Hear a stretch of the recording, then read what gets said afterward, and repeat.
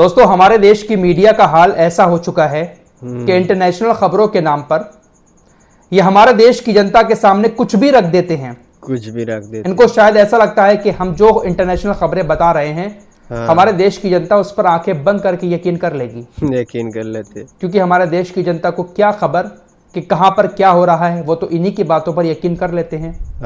लेकिन ये शायद भूल गए हैं कि सोशल मीडिया अब इनके सामने खड़ा है, इनके झूठ को पकड़ने के लिए। और ये जो प्रोपेगेंडा इजराइल वाला फैलाते हैं, उस प्रोपेगेंडा की झूठ की पोल खोलने के लिए हमारे जैसे लोग यहाँ पर मौजूद हैं।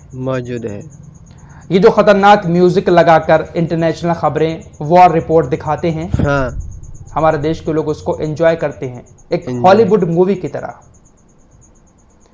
किस तरह से ये इजराइल की तरफ से कही गई एक झूठी बात को भी ब्रेकिंग न्यूज बना देते हैं, आइए आपको दिखाता हूं, जिसका कोई दूर दूर तक सबूत भी नहीं होता है। खासकर TV9 भारतवर्ष, ये अपने आप को देश का सबसे बड़ा चैनल मानता है कि सबसे ज्यादा अच्छी खबरें यही दिखाता है। लेकिन ये खबरें कहां से उठाते हैं हम अच्छे से जानते हैं।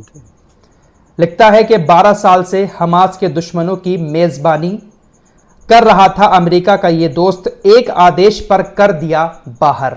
सीजफायर डील नकारने पर हमास नेताओं से चिढ़ गया था कतर, देश छोड़ने का दे दिया आदेश। हमास को बड़ा झटका, अमेरिका के दबाव में कतर ने दोहा छोड़ने का दिया आदेश।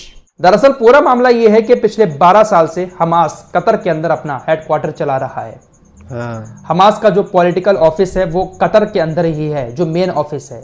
सारे नेता वहां पर बैठते हैं, सारा काम भी हमास का वहीं पर होता है। हमास को आतंकी संगठन तो ये यूरोप के कुछ देश और अमेरिका, इजराइल मानते हैं। हमास वैसे एक गाजा की पॉलिटिकल पार्टी भी है, तो उसका ऑफिस जो है कतर के अंदर है। कतर जो है अमेरिका का बहुत खास दोस्त है, आप सभी लोग जानते ही हैं। कतर अपने एयरबेस पर अमेरिका के फाइटर जेट भी खड़े करा देता है, पूरा साथ देता भी है अमेरिका का हर मामले में।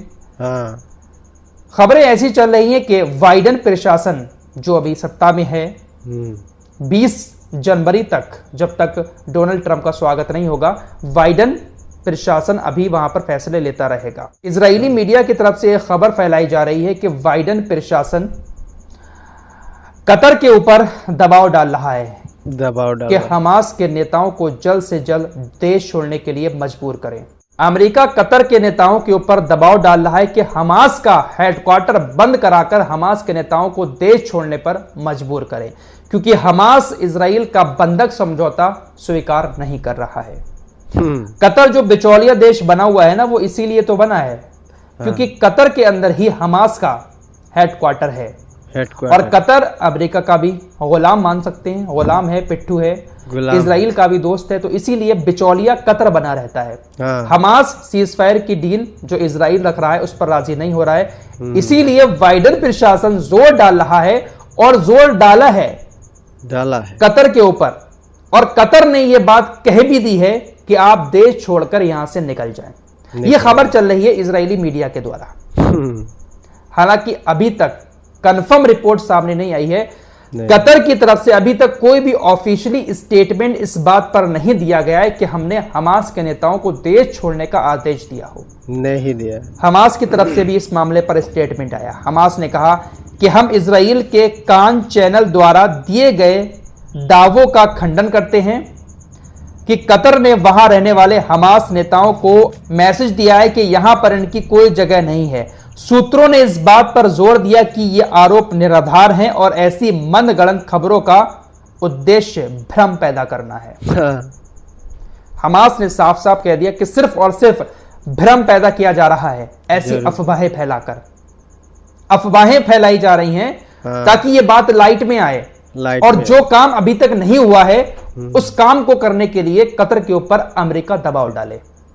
किस तरीके का गेम खेलता है ये इजराइल, झूठी खबरें फैलवाता है ताकि लाइट में आए खबरें और फिर अमेरिका की नजर में भी आए, यार बात तो सही है, भले ही ये खबर झूठी है लेकिन ऐसा करना चाहिए कतर के साथ।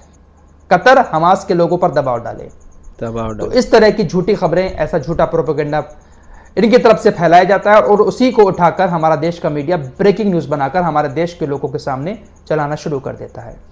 हालांकि अभी तक कतर की तरफ से कोई भी स्टेटमेंट नहीं आया है, नहीं लेकिन आया। साफ साफ कह दिया हमारे देश की मीडिया ने कि उसको बाहर निकालकर फेंक दिया अमेरिका के एक कहने पर। तो कैसे यकीन कर सकते हैं इस मीडिया के ऊपर।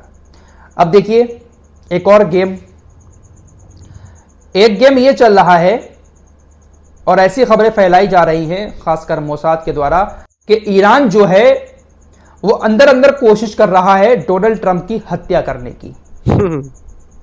ऐसी खबरें पहले भी चल चुकी हैं।